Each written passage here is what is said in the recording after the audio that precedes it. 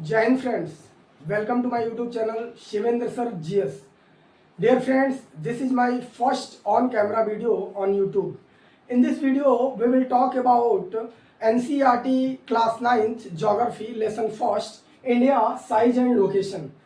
Then in this video सबसे पहले हम बात करेंगे इंडिया के लोकेशन के बारे में, उसके बाद साइज के बारे में, उसके बाद इंडिया एंड द वर्ल्ड के बारे में बात करेंगे और इसके अलावा भी तमाम सारे टॉपिक्स हैं जिनके बारे में हम बात करेंगे, जैसे कि equator, hemisphere, state, peninsula, longitude, latitude, tropic of cancer, tropic of capricorn, Greenwich mean time, Indian standard time और इसके अलावा भी हम तमाम सारे कम्पिटिटिव एग्जाम में पूछे जाने वाले प्रश्नों की भी बात करेंगे जो कम्पिटिटिव एग्जाम में पूछे जाते हैं।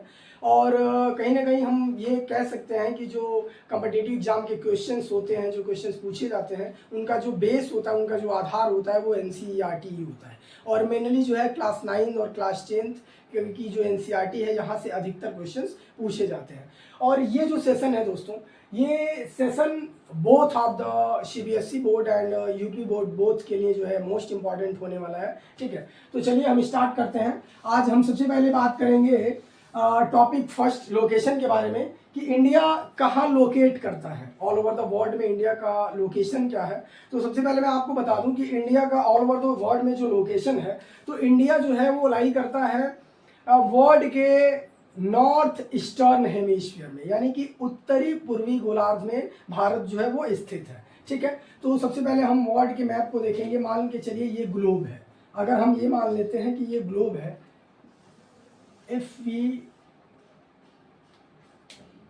यदि हम ये मान लें कि ये ग्लोब है, ठीक है, तो इस ग्लोब को या फिर इस अर्थ के शेप को हम 2 पार्ट्स में जब नॉर्दर्न हेमिस्फीयर और साउदर्न हेमिस्फीयर में डिवाइड करते हैं, या फिर इसके मिडिल से होके जो लाइन पास करती है, जिसको हम इक्वेटर कहते हैं, भूमध्य रेखा कहते हैं, 0 डिग्री कहते हैं, जो इसको नॉर्दर्न और साउदर्न हेमिस्फीयर में डिवाइड करती है, जिसको हम इक्वेटर कहते हैं।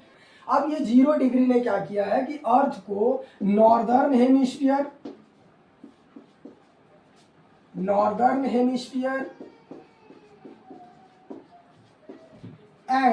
साउदर्न हेमिस्फीयर में क्या कर दिया है, डिवाइड कर दिया है।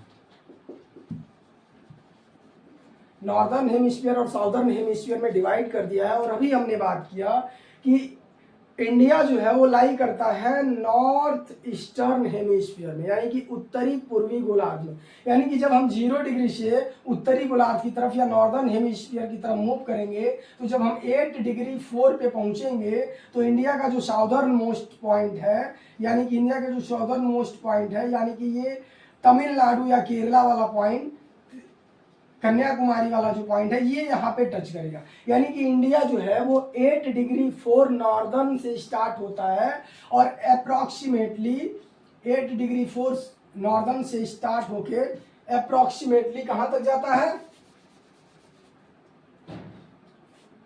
8 डिग्री 4 से स्टार्ट होता है और 37 डिग्री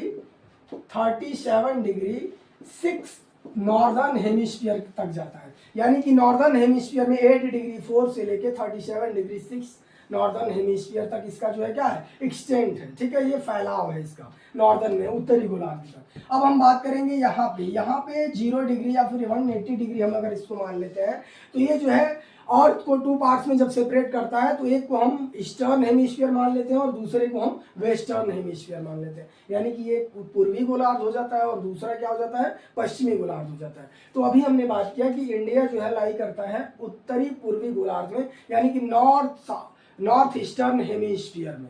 तो अब हम यहाँ से ईस्टर्न में जब हम यहाँ से मूव करते हुए जाएंगे, तो जब हम 68 डिग्री 7 पे पहुंचेंगे, तो यहाँ पे आपका गुजरात का सर्कल मिलेगा। और यहीं से ये जो गुजरात वाला पार्ट है, यहीं से गुजरात से स्टार्ट होके आपका यहाँ पे 68 डिग्री 7 से ये स्टार्ट होगा और यहाँ पे ईस्टर्न की तरफ मूव करते हुए जाएगा और 98.25 डिग्री तक ये क्या है, एक्सटेंड है, यानी कि फैला हुआ है। यानी कि नॉर्दर्न हेमिस्फीयर में कहाँ से कहाँ तक फैला हुआ है, तो 8 डिग्री 4 से लेके 37 डिग्री 6 नॉर्दर्न तक और 68 डिग्री 7 से लेके 97.25 डिग्री ईस्टर्न हेमिस्फीयर में लाई करता है, यानी कि उत्तर पूर्वी गोलार्ध में ये लाई करता है। अब हम बात करेंगे कि ये इक्वेटर, यानी कि अब हम बात कर लेते हैं इसी के साथ साथ इंडिया में। इंडिया के यहाँ पे एक टॉपिक दिया हुआ है ट्रॉपिक ऑफ कैंसर, यहाँ पे एक टॉपिक दिया हुआ है tropic of cancer. Tropic of cancer जो है इंडिया के मिडिल से होके, बिल्कुल मिडिल से होके पास करती है और इंडिया को 2 पार्ट्स में सेपरेट करती है अप्रोक्सीमेटली। ठीक है, तो अगर हम देखें यहाँ पे इंडिया है, यहाँ पे अगर आपका ये इंडिया है, ठीक है, तो ये इंडिया को कहीं ना कहीं ये 2 पार्ट्स में सेपरेट करता है। तो यहाँ से लेके ये यहाँ तक ऐसे सेपरेट करता है, और ये जो इंडिया को 2 पार्ट्स में सेपरेट करता है इसको हम कहते हैं 23.5 डिग्री वाली लाइन।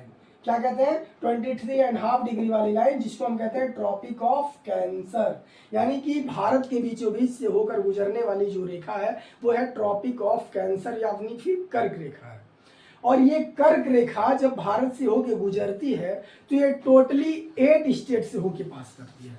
फर्स्ट स्टेट आपका जहां, जब यहां से एंट्री मारेगी तो पहला स्टेट इसको मिलेगा गुजरात, दूसरा स्टेट इसको मिलेगा राजस्थान, तीसरा स्टेट मिलेगा आपका इसको एमपी, और एमपी से ही जो सेपरेट हुआ है एक स्टेट जिसको हम कहते हैं छत्तीसगढ़, तो चौथा स्टेट मिलेगा आपको छत्तीसगढ़, और बिहार से एक स्टेट सेपरेट हुआ है जिसको हम कहते हैं झारखंड, तो इसके बाद 5वां स्टेट मिलेगा आपको झारखंड, 6वां स्टेट ये झारखंड के बाद सीधे वेस्ट बंगाल में एंट्री करेगी, और वेस्ट बंगाल से एंट्री करने के बाद चूंकि हमारा जो वेस्ट बंगाल वाला पार्ट है ये बंगाल का या फिर बांग्लादेश का वेस्टर्न पार्ट है, और ईस्टर्न पार्ट को हम आज के डेट में बांग्लादेश कहते हैं।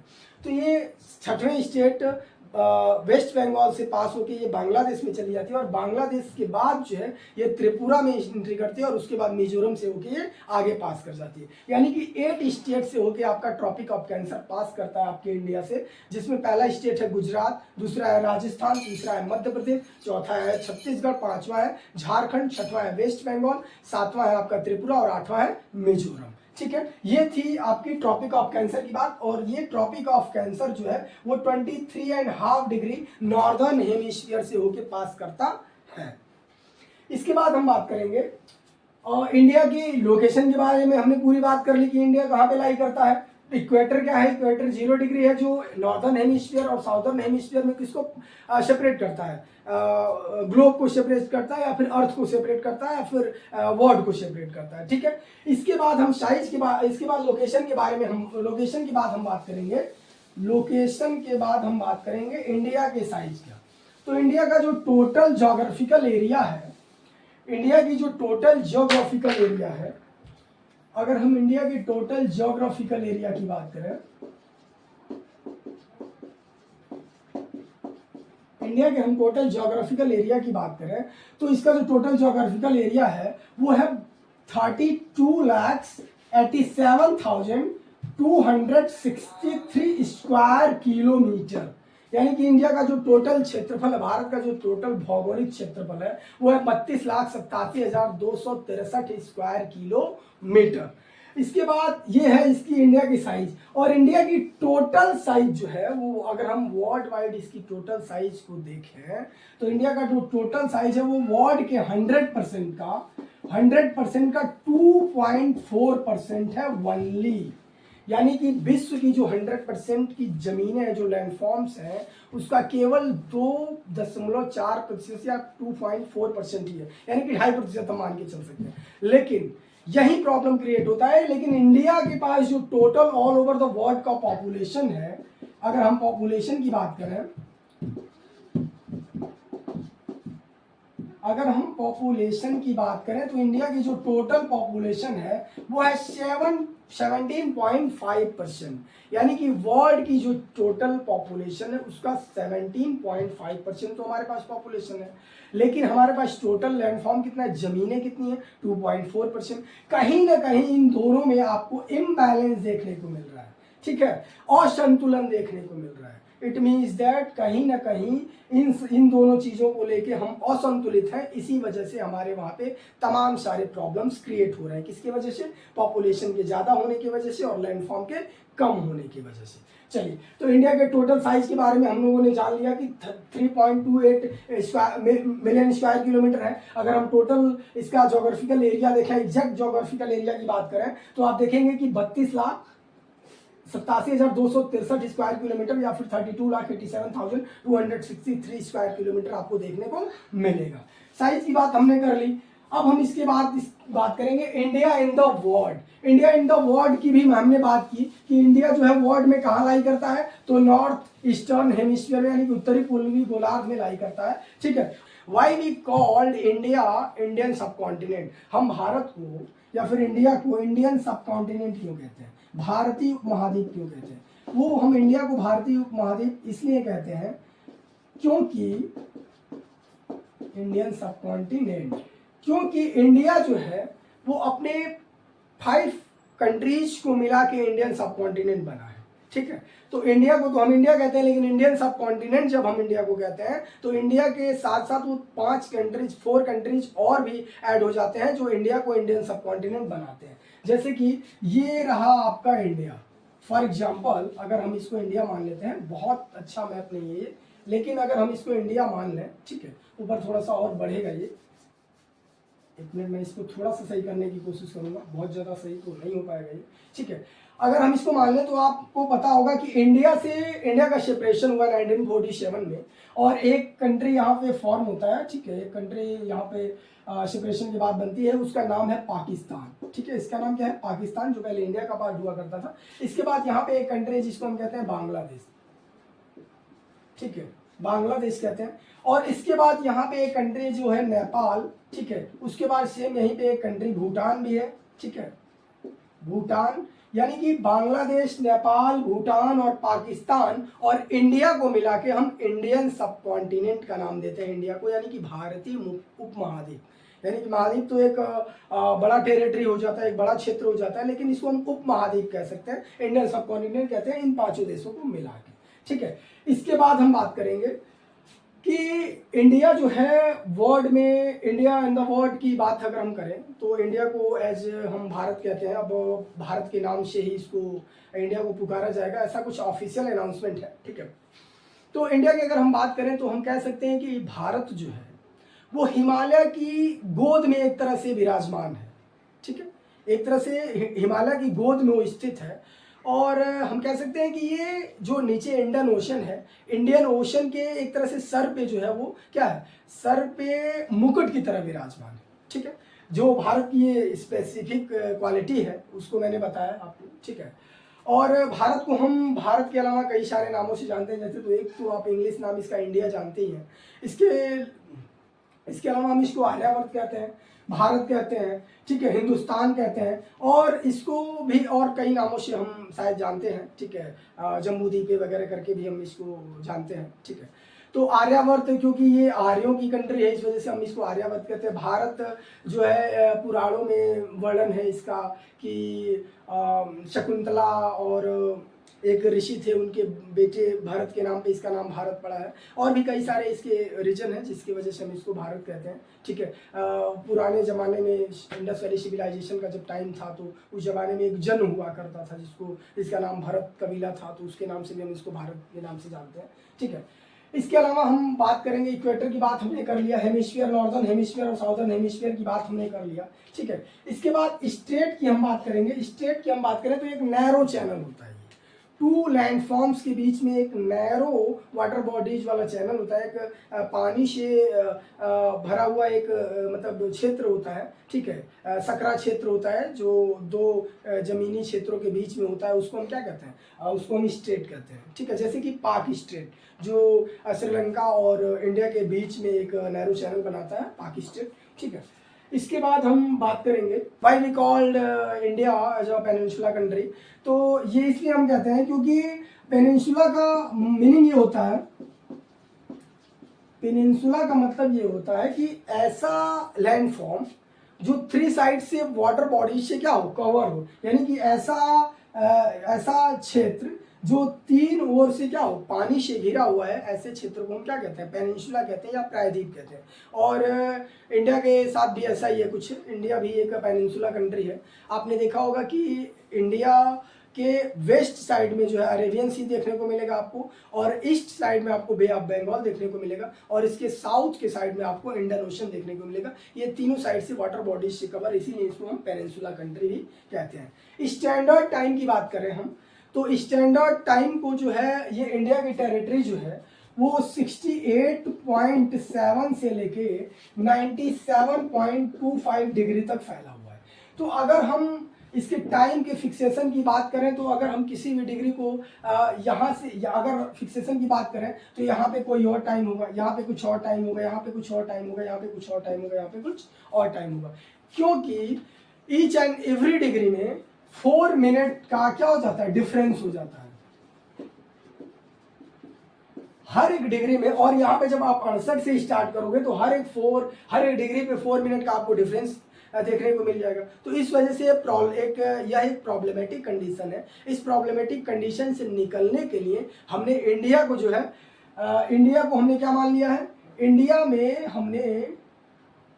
इंडिया से एक लाइन पास करती है जो 82.5 डिग्री है। कितनी है, 82.5 डिग्री, यानी कि 82.5 डिग्री। जिस लाइन को हमने फिक्स कर लिया है इंडियन स्टैंडर्ड टाइम के लिए, और इस 82.5 डिग्री के टाइम को अगर हमने फिक्स किया है तो यहाँ पे जो वर्ल्ड का मैप है, अगर हम इसको वर्ल्ड मानते हैं तो यहाँ पे जो 0 डिग्री है, जो ग्रीनविच मेरिडियन को फिक्स करता है, यानी कि जो वर्ल्ड के टाइम को फिक्स करता है, जो लाइन लंदन के ग्रीनविच से होके पास करती है, इससे कितना आगे है, ईस्टर्न कितना दूर है, 82.5 डिग्री। तो एक डिग्री में आपने अभी देखा कि 4 मिनट का डिफरेंस हो रहा है, तो 82.5 डिग्री में कितने मिनट का डिफरेंस होगा। तो अगर हम इसको 4 से मल्टीप्लाई कर देंगे तो 4 5 जा 20 यहाँ पे 0 हो जाएगा, 4 2 जा 8, 10 0 हो जाएगा, और 4 8 जा 32 और 10 33, यानी कि 330 मिनट का जो है डिफरेंस देखने को मिला। जब हम इसको 60 से डिवाइड करेंगे तो ये कितने में किसमें कन्वर्ट हो जाएगा, आवर में कन्वर्ट हो जाएगा, यानी कि यहाँ पे आ जाएगा 530 मिनट, यानी कि 5.5 घंटे का अंतर आपको देखने को मिलेगा। इट मीन्स दैट यदि ग्रीनविच मेरिडियन टाइम के अकॉर्डिंग अगर वहाँ पे 12 बज रहे हैं तो आपके इंडिया में क्या बज रहा होगा, 5:30, यानी कि 5:30 बज रहे होंगे। ठीक है, तो ये डिफरेंस है। और ये जो हमने इंडिया के टाइम के फिक्सेशन के लिए, इंडियन स्टैंडर्ड टाइम के लिए, IST के लिए, हमने जो जिस डिग्री के लॉन्गिट्यूडनल लाइन को, यानी कि इंडिया या फिर कहीं के भी लॉन्गिट्यूडनल की लाइन ही वहाँ के टाइम को फिक्स करती है या फिर वहाँ के टाइम को निर्धारित करती है। तो इंडिया के टाइम को जो निर्धारित करती है वो है आपकी 82.5 डिग्री लॉन्गिट्यूड। और ये 82.5 डिग्री जो लॉन्गिट्यूड है ये आपके मिर्जापुर से होके पास करती है और इलाहाबाद के नैनी ब्रिज से भी होके पास करती है। और इसके अलावा ये जब एंट्री करती है इंडिया में, जो 82.5 डिग्री की जो लाइन है वो टोटली 5 स्टेट से होके पास करती है। फर्स्ट स्टेट जब यहाँ से एंट्री करेगी तो पहले इसको उत्तर प्रदेश मिलेगा, सेकंड नंबर पे इसको MP में एंट्री करेगी, MP के बाद ये एंट्री करेगी छत्तीसगढ़ में, छत्तीसगढ़ के बाद ये एंट्री करेगी उड़ीसा में, और उड़ीसा के बाद ये फाइनली एंट्री करेगी आंध्र प्रदेश में, और आंध्र प्रदेश से होके ये पास कर जाएगी। यानी कि हमने ट्रॉपिक ऑफ कैंसर को देखा कि वो 8 स्टेट से होके पास करती है, गुजरात, राजस्थान, मध्य प्रदेश, छत्तीसगढ़, झारखंड, वेस्ट बंगाल, त्रिपुरा और मिजोरम। और हम इसको देखेंगे कि जो आपका ये इंडियन स्टैंडर्ड टाइम वाली जो लॉन्गिट्यूडनल लाइन है 82.5 डिग्री, ये 5 स्टेट से होकर पास करती है। पहला स्टेट इसका उत्तर प्रदेश होगा, दूसरा MP होगा, मध्य प्रदेश होगा, तीसरा छत्तीसगढ़ होगा, चौथा आपका उड़ीसा होगा, और पांचवा आपका आंध्र प्रदेश होगा। ठीक है, इसके बाद अब हम बात करेंगे, ये था इंडियन स्टैंडर्ड टाइम की बात। आपको पता है कि आपका जो ग्लोब है वो 360 डिग्री है। कितना डिग्री है, 360 डिग्री है। और 360 डिग्री आपका ग्लोब है, और एक बार ये रोटेट करने में कितना टाइम लेती है, 24 आवर का टाइम लेती है। कितना टाइम लेती है, 24 आवर का। तो 24 आवर में यदि ये 24 आवर में ये 360 डिग्री को क्या कर देती है, रोटेट कर जाती है, तो 1 आवर में कितने डिग्री रोटेट करेगी, तो 24 से अगर हम इसको डिवाइड कर देंगे तो यहाँ पे आपको मिलेगा 50, 24 15 जा क्या होगा, 36 होगा। ठीक है, यानी कि 1 आवर में, ठीक है, 1 आवर में जो है ये 15 डिग्री जो है वो क्लियर करेगी, या फिर 15 डिग्री जो है वो रोटेट करेगी। ठीक है, अब वो 1 घंटे में यानी कि 60 मिनट में ये कितना रोटेट कर रही है, 15 डिग्री रोटेट कर रही है। ठीक है, तो अगर हम इसको मिनट में चेंज करना है, यानी कि 60 मिनट या फिर 1 घंटे में 50 डिग्री रोटेट कर रही है, तो 1 डिग्री रोटेट करने में कितना टाइम लगी। तो अगर हम 60 को 15 से क्या कर देते हैं, डिवाइड कर देते हैं, तो 15 4 जा 60, यानी कि 1 डिग्री को 1 डिग्री रोटेट करने में इसको कितना टाइम लगेगा, 4 मिनट का टाइम लगेगा। इसी बेसिस पे ईच एंड एवरी डिग्री में 4 मिनट का गैप देखने को मिलता है। ईस्टर्न की तरफ जाएंगे तो हर एक डिग्री में 4 मिनट अधिक होगा, प्लस हो जाएगा, और वेस्टर्न की तरफ जाएंगे तो 4 मिनट क्या हो जाएगा, माइनस हो जाएगा। कहाँ से, ग्रीनविच मीन से, यानी कि 0 डिग्री से, यानी कि प्राइम मेरिडियन जिसको कहते हैं, वहाँ से वेस्ट जाने पे रिड्यूस हो जाएगा 4 मिनट एवरी डिग्री, और ईस्ट जाने पे 4 मिनट इंक्रीज हो जाएगा एवरी डिग्री पे, ठीक है। तो ये था उसका एक फार्मूला जिसके थ्रू हम ये समझे कि कैसे जो है 1 डिग्री में 4 मिनट का जो है डिफ्रेंशिएट हो रहा है। इंडियन सब कॉन्टिनेंट के बारे में आपने जान लिया। अब हम बात करेंगे ग्रीनविच मेरिडियन के बारे में भी आप जान गए कि वॉर्ड के टाइम के फिक्सेशन के लिए, वॉर्ड है ये विश्व का ये मैप है, एक तरफ से ग्लोब है, तो इसको यहाँ से जो 180 डिग्री या फिर इसको 0 डिग्री मान लें या फिर 180 डिग्री मान लें, दोनों मान सकते हैं हम, ठीक है। तो इसको जो ये सेपरेट कर रही है ईस्टर्न हेमिस्फीयर और वेस्टर्न हेमिस्फीयर में, यहीं से क्या है, इधर ईस्टर्न की तरफ हम मूव करते हैं और इधर वेस्टर्न की तरफ मूव करते हैं, मतलब रोटेट करता है। तो इधर ईच एंड एवरी डिग्री पे क्या होता है, 5 मिनट क्या हो जाता है, इंक्रीज हो जाता है, और इधर वेस्टर्न की तरफ जाने पर 5 डिग्री क्या हो जाता है, 5 मिनट क्या होता है, एवरी डिग्री पे डिक्रीज हो जाता है, ठीक है, माइनस हो जाता है 4 मिनट का, ठीक है।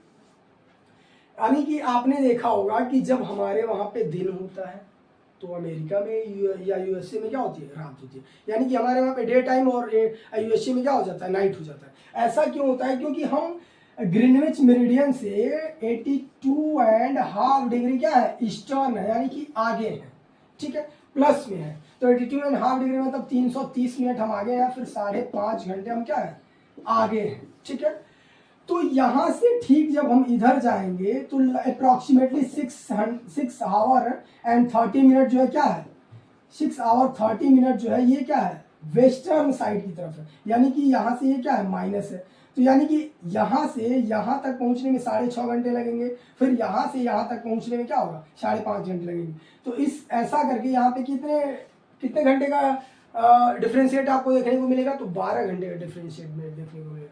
तो ये जो 12 घंटे का डिफ्रेंशिएट होता है, यहाँ पे डे के टाइम वहाँ पे नाइट हो जाता है, और वहाँ के नाइट के टाइम पे यहाँ पे डे हो जाता है, ये अंतर आपको देखने को मिलेगा। चलिए अब अगला हम बात करेंगे ट्रॉपिक ऑफ कैंसर की। तो ट्रॉपिक ऑफ कैंसर की बात हम कर चुके हैं। जो ट्रॉपिक ऑफ कैंसर है वो 23.5 डिग्री नॉर्दर्न हेमिस्फीयर की तरफ है, और जो ट्रॉपिक ऑफ कैप्रिकॉन है वो जो है वो 23.5 डिग्री साउदर्न हेमिस्फीयर की तरफ है। ऐसा क्यों है कि क्यों हमने ट्रॉपिक ऑफ कैंसर को ही ज़्यादा इंपॉर्टेंस देते हैं, 23.5 डिग्री को ही, और 23.5 डिग्री साउदर्न हेमिस्फीयर में जो ट्रॉपिक ऑफ कैप्रिकॉन है इसी को ही हम क्यों बहुत ज़्यादा इंपॉर्टेंस देते हैं, ठीक है। तो इसका रीज़न ये है कि अर्थ जो है या फिर आपका जो ग्लोब है वो 23.5 डिग्री टिल्ट है, यानी कि झुका हुआ है अपने एक्सिस पे, ठीक है। और जब ये मान के चलिए अगर ये सन है, सन साइन हो रहा है, तो जो सन की रेज जो है वो अर्थ पे पड़ेंगी, ठीक है। तो एक कंडीशन ऐसा आता है कि सन जो है वो सीधा बिल्कुल जो है डायरेक्टली सन की रेज जो है वो फॉल करती है कहाँ पे, इक्वेटर पे। कहाँ पे फॉल करती है, 0 डिग्री पे, इक्वेटर पे, ठीक है। उसके बाद सन धीरे धीरे क्या करता है, अर्थ के रोटेशन की वजह से, मूवमेंट की वजह से मूव करता है। ऐसा होता है कि सन मूव कर रहा है, अर्थ मूव तो अर्थ ही कर रही थी, लेकिन सन के डायरेक्शन की बात कर रहे हैं, सन के रेज की जो वर्टिकली फॉल करने की बात है उसकी हम बात कर रहे हैं। तो सन जो है वो मूव करके 23.5 डिग्री तक जाता है, फिर वहां से मूव बैक हो जाता है, फिर 0 डिग्री पे पहुंचता है, फिर यहाँ से साउदर्न हेमिस्फीयर पे जाता है 23.5 डिग्री, और फिर यहाँ से मूव कर जाता है, फिर 0 डिग्री इक्वेटर पे पहुंच जाता है, ठीक है। यानी कि इक्वेटर पे ये 2 टाइम आता है, और बाकी यहाँ पे ट्रॉपिक ऑफ कैंसर पे 1 टाइम जाता है, और ट्रॉपिक ऑफ कैप्रिकॉन पे जाता है। तो यहाँ पे क्या होता है कि यहाँ का क्लाइमेट जो है ऑल ओवर द ईयर जो है क्या होता है, हॉट होता है, ठीक है, यहाँ का टेम्परेचर जो है बहुत ज़्यादा होता है ऑल ओवर द ईयर, क्योंकि सन के रेज के वर्टिकली फॉल करने का जो अप्रॉक्सीमेटली एरिया है, लगभग एरिया है, वो 23.5 डिग्री तक का है। कितने तक का है? 23.5 डिग्री तक का है। यानी कि जब ये कैप्रिकॉर्न पे सन साइन होता है, वर्टिकली सन की रेज जो है फॉल करती है, तब भी 23.5 डिग्री तक ये जाती हैं और 23.5 डिग्री साउदर्न की तरफ भी जाती हैं, और उसके बाद जब ये यहाँ जाता है तब भी यहाँ तक पहुँचती हैं और यहाँ तक पहुँचती हैं, और जब ये यहाँ जाता है तब भी यहाँ से यहाँ तक और यहाँ से यहाँ तक पहुँचती है।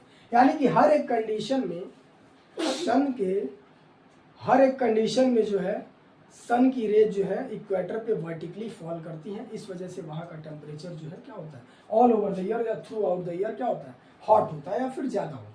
ठीक है, इसके बाद हम बात करेंगे आइलैंड की। इंडिया है 2 आइलैंड्स। इंडिया में कुल कितने आइलैंड्स हैं? 2 आइलैंड्स हैं। आइलैंड हम किसको कहते हैं? एक ऐसा रीजन या एक ऐसा लैंड फॉर्म जो 4 साइड से या फिर ऑल ओवर द साइड से वो क्या हो, वाटर बॉडीज से कवर हो। यानी कि मान के चलिए एक क्षेत्र है, इसके चारों तरफ क्या है, पानी है, पानी ही पानी है, वाटर वाटर वाटर वाटर। तो ऐसे प्लेस को हम क्या कहेंगे? आइलैंड कहेंगे। क्या कहेंगे? आइलैंड कहेंगे। जो चारों तरफ से क्या हो, पानी से घिरा हुआ है, इसको हम क्या कहते हैं? आइलैंड कहते हैं। ठीक है, उसके बाद हम बात करेंगे लैटिट्यूड की। अब हम देखते हैं कि ये वर्ल्ड का मैप है। क्या है ये ग्लोब है, अर्थ है या फिर वर्ल्ड मैप है, जैसा आप समझे। ठीक है, ये मान के चलते हैं ये ग्लोब है। अब इस अर्थ को as you know this is the globe. ठीक है, एज यू नो जैसा कि आप जानते हैं इक्वेटर इसको क्या करता है, 2 पार्ट्स में सेपरेट करता है, और ये इक्वेटर क्या है, लैटिट्यूडनल लाइन है। कैसी लाइन है? लैटिट्यूड वाली लाइन है। इट मींस दैट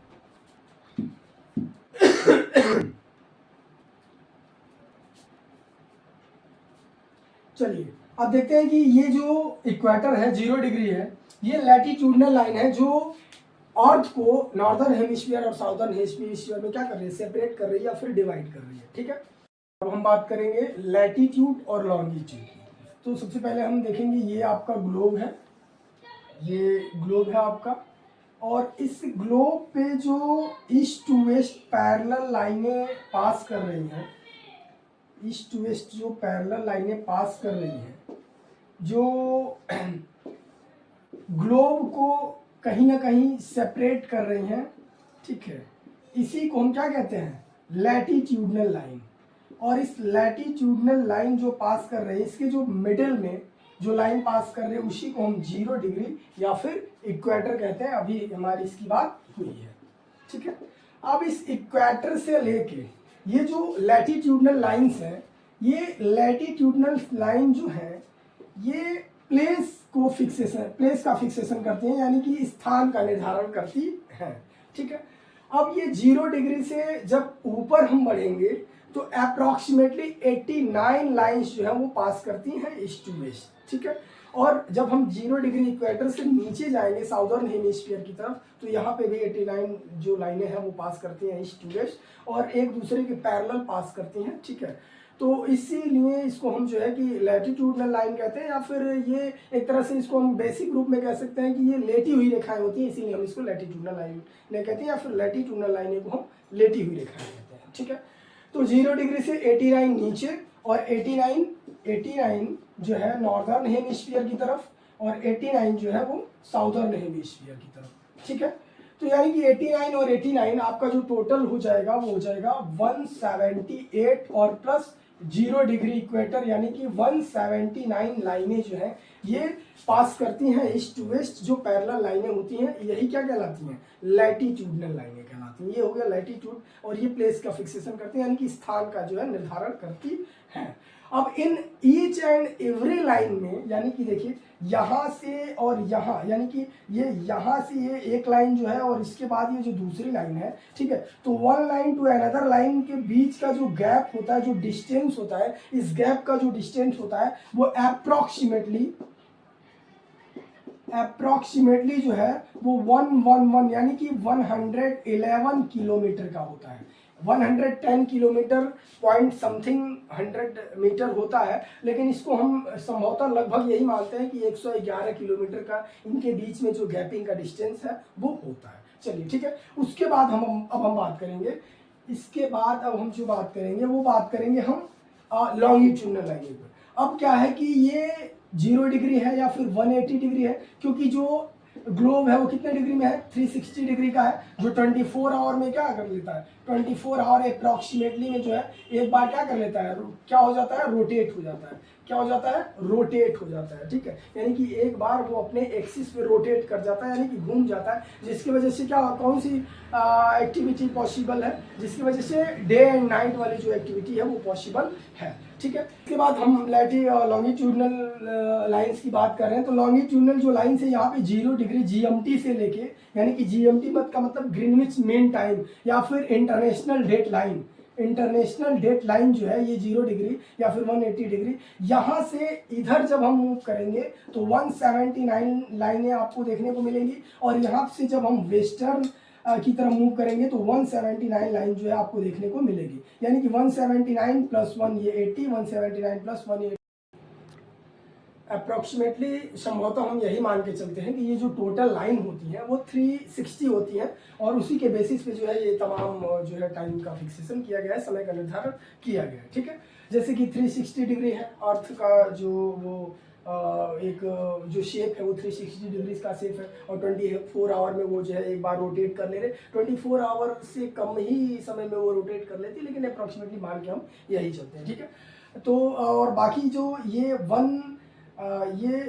179 जो लाइन है वो आपकी लैटिट्यूड वाली लाइन है, और अप्रॉक्सीमेटली 360 जो लाइन है वो आपकी लॉन्गिट्यूड वाली लाइन है। ठीक है, और इसके बाद हम बात करेंगे, इसके बाद अब हम बात करेंगे कि India and neighbouring countries, India and neighbouring countries. तो इंडिया, सबसे पहले इंडिया के बारे में तो आपने बहुत कुछ जाना, जैसे इसके टोटल जोग्राफिकल एरिया के बारे में जान लिया आपने। टोटल जोग्राफिकल एरिया आपका, मैंने बताया आपको कि 32,37,000 और 263 स्क्वायर किलोमीटर इसका जो टोटल जोग्राफिकल एरिया है वो है। ठीक है, इसके बाद हम इसके साइज की बात करेंगे, तो इसकी साइज जो है वो टेट्रागोनल है। चलिए अब हम बात करेंगे इंडिया के नेबरिंग कंट्रीज के बारे में। तो इंडिया के जो टोटल नेबरिंग कंट्रीज है वो है 7, यानी कि भारत के 7 पड़ोसी देश हैं जिनके बारे में अब हम बात करेंगे, यानी कि अब हम बात करेंगे नेबरिंग कंट्रीज के बारे में। नेबरिंग कंट्रीज, यानी कि अब हम नेबरिंग कंट्रीज के बारे में बात करने वाले हैं। तो इसको समझने के लिए सबसे पहले हमें इंडिया का मैप बनाना पड़ेगा, और इंडिया के मैप से ही हम आसानी से समझ सकते हैं कि किस साइड में कौन सा कंट्री है, इंडिया का जो नेबरिंग कंट्रीज है किस डायरेक्शन में है कौन सा कंट्री। ठीक है, तो सबसे पहले हम मैप बना के समझने की कोशिश करेंगे। ठीक है, तो ये कुछ इंडिया के मैप जैसा ही कुछ स्ट्रक्चर मैं यहाँ पे बना दे रहा हूँ। ठीक है, जिसके थ्रू हम समझने की कोशिश करेंगे। ये कुछ इंडिया के मैप जैसा ही है। ठीक है, इंडिया का मैप ही आप इसको समझ के कोशिश करेंगे समझने की। तो इंडिया से जो सबसे पहले हम इंडिया के उन 2 सेपरेशन वाली कंट्रीज की बात करेंगे, जैसे कि इंडिया से जो सेपरेट होके अभी हाल फिलहाल में कंट्री बनी है, जैसे कि आफ्टर पार्टीशन जो कंट्रियां बनी हैं, जैसे कि पाकिस्तान और बांग्लादेश की हम बात करेंगे। तो पाकिस्तान आपका यहाँ पे वेस्ट साइड में आपको देखने को मिलेगा पाकिस्तान, पाकिस्तान आपको देखने को मिलेगा। फिर आपको ईस्ट साइड में यहाँ पे आपको बांग्लादेश में देखने को मिलेगा, यहाँ पे आपको बांग्लादेश देखने को मिलेगा। ठीक है, इसके बाद ये दोनों कंट्रियाँ इंडिया से सेपरेट होकर ही बनी है। इसके अलावा भी बहुत सारी कंट्रियाँ जो है इंडिया से सेपरेट होकर बनी है, लेकिन हाल फिलहाल वाली यही 2 कंट्रियाँ जो इंडिया से सेपरेट होकर बनी है। इसके बाद हम देख लेते हैं यहाँ पे इंडिया के साथ पाकिस्तान सेपरेट हुआ और बांग्लादेश सेपरेट हुआ। उसके बाद हम बात करेंगे, यहाँ पे नेपाल देखने को आपको मिलेगा, यहाँ पे आपको नेपाल देखने को मिलेगा, यहाँ पे आपको भूटान देखने को मिलेगा। उसके बाद जो सबसे कम बॉर्डर शेयर करता है, ठीक है, जो हमारे इंडिया के पीओके में पाक ऑक्युपाइड कश्मीर से जो बॉर्डर शेयर करता है, अफगानिस्तान, यहाँ पे आपको अफगानिस्तान बॉर्डर शेयर करते हुए देखने को मिलेगा। इसके बाद आपको यहाँ पे आपको म्यांमार देखने को मिलेगा, यहाँ पे आपको म्यांमार देखने को मिलेगा। उसके बाद यहाँ पे आपको 1 2 3 4 5 6 यहाँ पे आपको चाइना देखने को मिलेगा। यानी इंडिया के जो 7 नेबरिंग कंट्रीज है उनमें पाकिस्तान है, बांग्लादेश है, म्यांमार है, नेपाल है, भूटान है, चाइना है और अफगानिस्तान है। सबसे ज़्यादा जो इंडिया के साथ जो कंट्री बॉर्डर शेयर करती है वो करती है बांग्लादेश। बांग्लादेश एक ऐसा कंट्री है जो त्रिपुरा को 3 साइड से वो कवर किया हुआ है, यानी कि तीन ओर से जो है त्रिपुरा एक ऐसा स्टेट है जो बांग्लादेश से क्या घिरा हुआ है। इसीलिए जो है बांग्लादेश जो है वो इंडिया के साथ सबसे ज़्यादा बॉर्डर शेयर करता है, ठीक है। और सबसे कम बॉर्डर जो शेयर करता है वो आपका अफगानिस्तान शेयर करता है, जो पाक ऑक्युपाइड कश्मीर यानी पीओके के साथ हमारा जो पाक ऑक्युपाइड कश्मीर वाला रीजन है उसके साथ ही हमारे साथ बॉर्डर शेयर करता है। उसके बाद हम बात करेंगे कि ये जो इसका जो मोस्ट ईस्टर्न पॉइंट है, मोस्ट वेस्टर्न पॉइंट है और मोस्ट नॉर्दर्न पॉइंट है और मोस्ट साउदर्न पॉइंट है, इसके बारे में बात करेंगे। और मोस्ट ईस्टर्न पॉइंट से लेके मोस्ट साउदर्न पॉइंट तक के बीच का जो डिस्टेंस है वो कितना है, ठीक है। मोस्ट नॉर्दर्न पॉइंट से लेके मोस्ट साउदर्न पॉइंट तक के बीच का जो डिस्टेंस है वो कितना है, इसके बारे में हम बात करेंगे। तो सबसे पहले हम बात कर लेते हैं कि मोस्ट ईस्टर्न पॉइंट को हम क्या कहते हैं, मोस्ट वेस्टर्न पॉइंट को हम क्या कहते हैं, मोस्ट नॉर्दर्न पॉइंट को हम क्या कहते हैं और मोस्ट साउदर्न पॉइंट को हम क्या कहते हैं। तो मोस्ट साउदर्न पॉइंट है आपका जो वो है अंडमान एंड निकोबार आइलैंड में।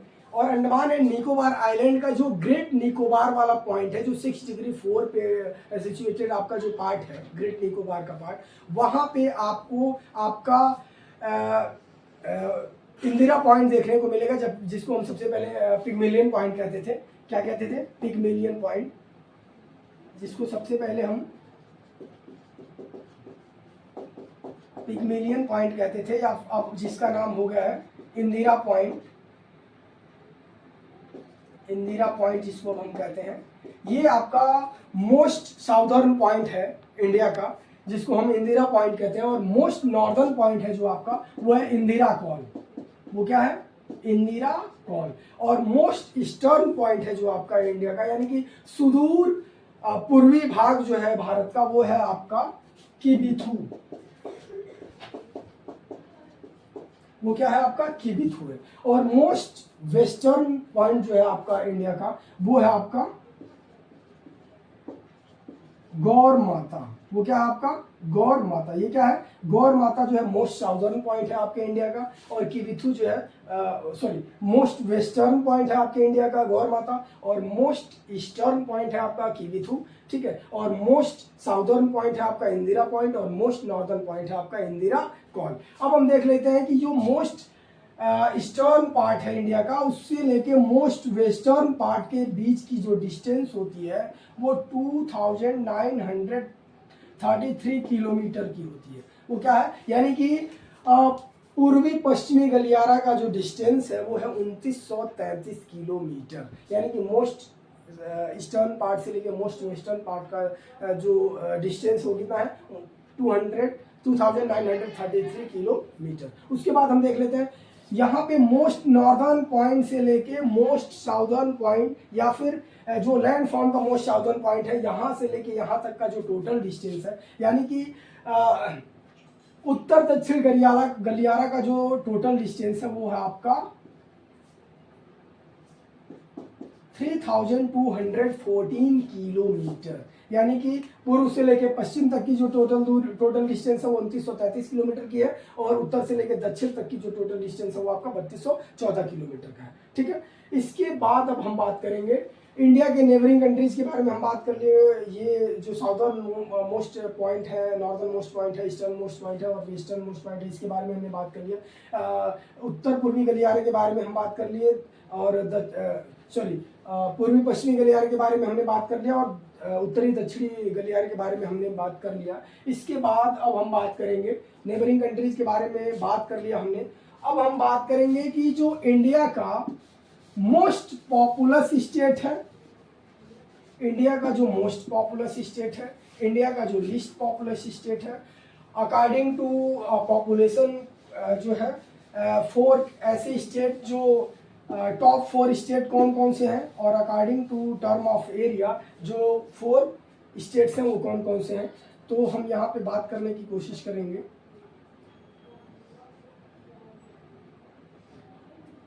यहाँ पे एक बार फिर से हम मैप को बनाएंगे और इसी मैप से हम समझने की कोशिश करेंगे।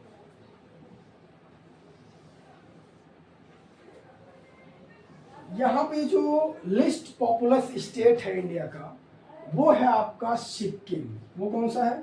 सिक्किम। यानी कि जनसंख्या के दृष्टिकोण से सबसे कम जनसंख्या कहाँ पे है आपके इंडिया में, तो वो है सिक्किम स्टेट में। अगर हम अकॉर्डिंग टू एरिया की बात करें, अगर हम क्षेत्रफल की दृष्टिकोण से सबसे छोटे राज्य की बात करें, इन टर्म ऑफ एरिया अगर हम मोस्ट स्मॉलेस्ट स्टेट की बात करें, तो वो है आपका गोवा, जो कर्नाटका और महाराष्ट्र के बीच में आपको देखने को मिलेगा। ठीक है, यानी कि यहाँ पे जो है वो सबसे कम क्षेत्रफल है और यहाँ पे जो है सिक्किम में जो है वो सबसे कम लोग रहते हैं, फिर सबसे लिस्ट पॉपुलस स्टेट जो है वहाँ पे। ठीक है, इन टर्म ऑफ एरिया जो है वो सबसे कम एरिया किसके पास है? गोवा के पास है। किसके पास है? गोवा के पास है। अब हम देखेंगे कि जो सबसे इन टर्म ऑफ एरिया जो लार्जेस्ट स्टेट है और इन टर्म ऑफ एरिया जो स्मॉलेस्ट स्टेट है, तो इन टर्म ऑफ एरिया जो स्मॉलेस्ट स्टेट है उसका आपको पता चल गया कि वो गोवा है, लेकिन इन टर्म ऑफ एरिया जो लार्जेस्ट स्टेट है वो क्या है आपका? वो है आपका राजस्थान। क्या है आपका? राजस्थान। अगर हम टर्म ऑफ एरिया की बात करें तो राजस्थान के बाद एमपी आपको देखने को मिलेगा, जो सेकंड नंबर पे टर्म ऑफ एरिया में आपको सेकंड लार्जेस्ट स्टेट देखने को मिलेगा। थर्ड लार्जेस्ट स्टेट आपका है क्या? एमएच, महाराष्ट्र। और फोर्थ लार्जेस्ट स्टेट आपका क्या है in term of area? Uttar Pradesh, यानी कि यूपी। ठीक है, तो एरिया की बात करें तो सबसे जो लार्जेस्ट स्टेट है वो है आपका राजस्थान, सेकंड लार्जेस्ट स्टेट आपका Madhya Pradesh, third largest state आपका महाराष्ट्र और फोर्थ लार्जेस्ट स्टेट आपको यूपी देखने को मिलेगा। अगर इन टर्म ऑफ पॉपुलेशन हम बात करें तो सबसे ज़्यादा आपको जो मोस्ट पॉपुलस स्टेट जो आपको देखने को मिलेगा वो आपको मिलेगा यूपी। ठीक है, उसके बाद आपको मिलेगा, यानी कि पहले पे आपको देखने को मिलेगा, यानी कि अकॉर्डिंग टू पॉपुलेशन अगर हम देखें तो सबसे जो लार्जेस्ट स्टेट है वो है यूपी और सेकंड लार्जेस्ट स्टेट जो है वो है आपका महाराष्ट्र और थर्ड लार्जेस्ट स्टेट जो है आपका वो है बिहार। बिहार आपको यहाँ से यूपी से सटे बिहार देखने को मिलेगा। ठीक है, और उसके बाद यूपी के बिहार के नीचे ही आपको यहाँ पे बांग्लादेश वेस्ट बंगाल देखने को मिलेगा। ठीक है, यानी कि fourth largest state in term of population आपको वेस्ट बंगाल देखने को मिलेगा और third largest state in term of population आपको बिहार देखने को मिलेगा। यानी कि ये 4 स्टेट टर्म ऑफ एरिया के हिसाब से जो सबसे बड़े हैं वो है राजस्थान, मध्य प्रदेश, महाराष्ट्र और उत्तर प्रदेश। और 4 स्टेट 4 ऐसे स्टेट जो लिस्ट मतलब मोस्ट पॉपुलस स्टेट है वो है आपके यूपी।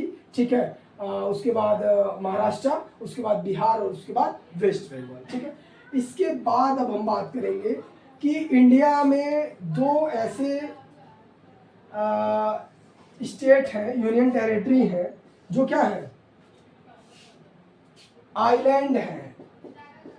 जो क्या है? आइलैंड है। एक तो आपका होगा अंडमान एंड निकोबार आइलैंड जो बे ऑफ बंगाल में आपको देखने को मिलेगा और एक आपको मिलेगा लक्षद्वीप। एक आपको क्या देखने को मिलेगा? लक्षद्वीप, जो क्या है? आइलैंड है। यानी कि 2 आइलैंड है इंडिया के पास, एक अंडमान एंड निकोबार आइलैंड और दूसरा है आपका लक्षद्वीप। इसके बाद अगर हम बात करेंगे तो इसके बाद हम बात करेंगे कि यहाँ पे आपको मैंने एक बात बताया कि इसके पहले मैं आपको बताया हूँ कि ये जो इंडिया से एक लाइन होके पास करती है, जो 8 स्टेट से होके पास करती है, जो इंडिया को 2 पार्ट्स में सेपरेट करती है, वो लाइन है ट्रॉपिक ऑफ कैंसर। अब क्या है, मैंने आपको बताया कि इंडिया के समय का जो निर्धारण किया जाता है, टाइम का जो फिक्सेशन किया जाता है, वो 82.5 डिग्री से किया जाता है। 82.5 डिग्री लॉन्गिट्यूड से किया जाता है। 82.5 डिग्री लॉन्गिट्यूड से हम समय का निर्धारण करते हैं इंडिया का, जो इलाहाबाद के नैनी से होके मिर्जापुर से होके पास करती है, जो 5 स्टेट से होके गुजरती है। तो ये लाइन और ये लाइन आपस में जहां पर एक दूसरे को क्रॉस करती हैं वो स्टेट है छत्तीसगढ़। यानी कि हम कह सकते हैं कि ट्रॉपिक ऑफ कैंसर वाली लैटिट्यूडनल लाइन और प्राइम मेरिडियन जो इंडियन स्टैंडर्ड टाइम वाली जो लाइन इंडिया से होके पास करती है 82.5 डिग्री, वो दोनों किस स्टेट में एक दूसरे को क्रॉस करती हैं, तो वो स्टेट है छत्तीसगढ़। ठीक है, इसके बाद अब हम बात करेंगे कि इंडिया का जो टोटल 28 स्टेट्स हैं और 8 यूनियन टेरिटरीज हैं वो कौन कौन से हैं। ठीक है, तो यहाँ पे हम बात करेंगे तो आपको देखने को मिलेगा, यहाँ पे आप देखेंगे कि जो इंडिया के 28 स्टेट्स हैं और 8 यूनियन टेरिटरीज हैं, उसके बारे में अगर हम बात करें तो आपको सबसे पहले हम बात करेंगे यूनियन टेरिटरीज की। किसी बात करेंगे यूनियन टेरिटरीज की, यानी कि ये वाला जो पार्ट है आपका, ये आपका लद्दाख है और ये जो पार्ट है आपका जम्मू एंड कश्मीर है। पहले ये स्टेट हुआ करता था, लेकिन 370 और 35A के हट जाने के बाद जो है ये यूनियन टेरिटरी हो गया। पहले ये स्टेट हुआ करता था, लेकिन अब क्या हो गया, यूनियन टेरिटरी हो गया।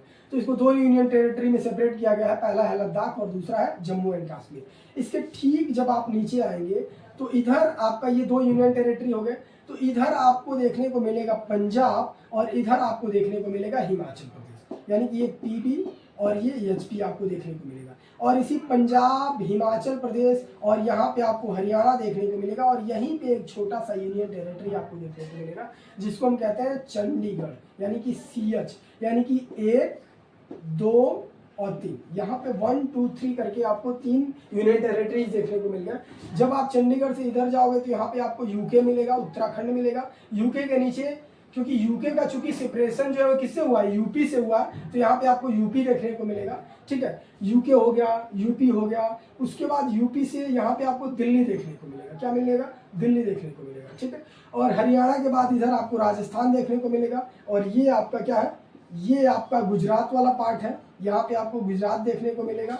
ठीक है, और गुजरात के नीचे आपको महाराष्ट्र देखने को मिलेगा। इसके बाद ये गोवा है, ये कर्नाटका है, ये केरला है, ये तमिलनाडु है, आंध्र प्रदेश है, उड़ीसा है, वेस्ट बंगाल है और यहाँ पे ये तेलंगाना है और ये कर्नाटका और धीरे से यहाँ पे आंध्र प्रदेश, कर्नाटका और ये तमिलनाडु वगैरह आपस में मिल जाएंगे। ठीक है, ये तेलंगाना हो जाएगा और उसके ऊपर का जो स्टेट है वो आपका छत्तीसगढ़ है। और ये मध्य प्रदेश आपने देखा, मध्य प्रदेश यहाँ पे बीचों बीच में आपको मध्य प्रदेश देखने को मिलेगा और मध्य प्रदेश के इधर आप जब आओगे तो छत्तीसगढ़ ही आपको देखने को मिलेगा और यहाँ पे आपको वेस्ट बंगाल देखने को मिलेगा। ठीक है, यानी कि अगर हम स्टेट की बात करें तो पंजाब 1, हिमाचल प्रदेश 2 और राजस्थान 3, हरियाणा 4, चंडीगढ़ 5, यूके 6, उत्तर प्रदेश 7, गुजरात 8, मध्य प्रदेश 9 और ये आपका महाराष्ट्र 10 और गोवा 11 और कर्नाटका 12 और केरला 13, तमिलनाडु 14, तेलंगाना 15, आंध्र प्रदेश 16, उड़ीसा 17 और वेस्ट बंगाल 18 और छत्तीसगढ़ 19 और यहाँ पे यूपी के बाद बिहार 20 और झारखंड 21। यहाँ पे आपको बिहार और झारखंड देखने को मिलेगा, बिहार और झारखंड देखने को मिलेगा 20 और 21 स्टेट एक ये है। और इसके बाद 7 सिस्टर वाले स्टेट जो 7 आपको देखने को मिलेंगे, 21 और 7 क्या हो जाएंगे, 28 स्टेट्स हो जाएंगे। और यूनियन टेरिटरीज की हम बात करें, अगर हम 7 सिस्टर की बात करें तो 7 सिस्टर में जो इंक्लूडिंग स्टेट्स हैं, यहाँ पे आपको सिक्किम देखने को मिलेगा जो 21 हो जाएंगे। और 21 के बाद जो 7 सिस्टर आपको देखने को मिलेगा वो 7 सिस्टर मिला के आपके 28 स्टेट्स हो जाएंगे। तो 7 सिस्टर में सबसे पहले हम आसाम को ले लेते हैं। आसाम के बाद जब हम आगे बढ़ेंगे तो आसाम से हम आगे बढ़ेंगे तो हमें एपी मिलेगा, अरुणाचल प्रदेश मिलेगा। उसके बाद हम नीचे आएंगे तो हमें नागालैंड देखने को मिलेगा। ठीक है, उसके बाद हमें मणिपुर देखने को मिलेगा। मणिपुर के बाद हमें जब नीचे आएंगे तो मिजो देखने को मिलेगा, यानी कि मिजोरम देखने को मिलेगा। मिजोरम से जब हम नीचे आएंगे तो हमें त्रिपुरा देखने को मिलेगा। ठीक है, और त्रिपुरा से जब हम साइड में आएंगे तो हमें यहाँ पे मेघालय देखने को मिलेगा। यानी कि 1, 2, 3, 4, 5, 6, 7 यानी कि ये 21 स्टेट ये और 7 सिस्टर स्टेट्स को अगर हम मिला लें तो 28 स्टेट्स हो गए आपके। अब हम बात करेंगे 8 यूनियन टेरिटरीज की। 8 यूनियन टेरिटरीज में हमने सबसे पहले बात की जम्मू एंड कश्मीर की, उसके बाद बात किया हमने लद्दाख की 2, उसके बाद बात किया हमने चंडीगढ़ का 3, उसके बाद हमने यहाँ पे नीचे बात किया दिल्ली का 4 और 2 आइलैंड जो आपको देखने को मिलेंगे, ये दोनों आइलैंड क्या है, यूनियन टेरिटरीज है, इनको ये 4 और 2 6। उसके बाद आपको एक आइलैंड देखने को, सॉरी, एक आपको यूनियन टेरिटरीज देखने को मिलेगा जो 3 स्टेट्स में, माहे, कराईकल और यनम डिस्ट्रिक्ट में वो सेपरेट है, और वो 3 स्टेट में सेपरेट है। और ये देखने को मिलेगा आपको यहाँ पे आंध्र प्रदेश, तमिलनाडु और केरला में, ठीक है। माहे, कराईकल, यनम करके इसके 3 डिस्ट्रिक्ट हैं, ठीक है। और ये तीनों डिस्ट्रिक्ट एक स्टेट के रूप में, यूनियन टेरिटरीज के रूप में जाने जाते हैं, जिस यूनियन टेरिटरीज का नाम है पौंडीचेरी या पुदुचेरी, ठीक है। तो ये 4, 2, 6 और 1, 7। और यहाँ पे आपको गुजरात के साइड में आपको देखने को मिलेगा दमन दीव और दादर एंड नागर हवेली, ये 8, यानी कि 28 स्टेट्स और 8 यूनियन टेरिटरी आपको यहाँ पे बताएगा, ठीक है। मैप चूंकि काफ़ी ज़्यादा थोड़ा सा ये मतलब कैजुअल में बना दिया गया है, बहुत अच्छा है नहीं, आपको बहुत अच्छे से नहीं समझ में आया होगा, ठीक है। तो ये लगभग कुल, जो अगर हम बात करें, अगर हम लेसन फर्स्ट की बात करें, एनसीईआरटी के लेसन फर्स्ट की बात करें, ज्योग्राफी क्लास 9 की, तो लगभग इतनी चीज़ें दी हुई हैं, और जो भी चीज़ें दिया हुआ है उससे कहीं ज़्यादा मैंने आपको बता दिया है, ठीक है। इसके बाद हमारा जो नेक्स्ट वीडियो होगा वो होगा आपका एनसीईआरटी के सॉल्यूशन का। इसमें जो भी एनसीईआरटी से संबंधित जो क्वेश्चंस दिए गए हैं उसको हम सॉल्व करवाएंगे यहाँ पे, ठीक है। उसका क्वेश्चन आंसर यहाँ पे आपको मतलब सॉल्व करवाया जाएगा, जो both CBSE board and UP board both, मतलब दोनों के लिए क्या होगा, ये मोस्ट इंपॉर्टेंट होगा। यहाँ पे आपको इजीली समझ में आ जाएगा कि क्या क्वेश्चन वो पूछ रहा है एनसीईआरटी, और उसका आंसर आपको क्या लिखना है। जो यूपी बोर्ड वाले हैं और जो सीबीएसई बोर्ड वाले हैं, उन दोनों के लिए मोस्ट इंपॉर्टेंट है। आपको चीज़ें आसानी से समझ में आ जाएंगी, क्योंकि यहाँ पे इंग्लिश के साथ साथ हिंदी का भी प्रयोग किया गया।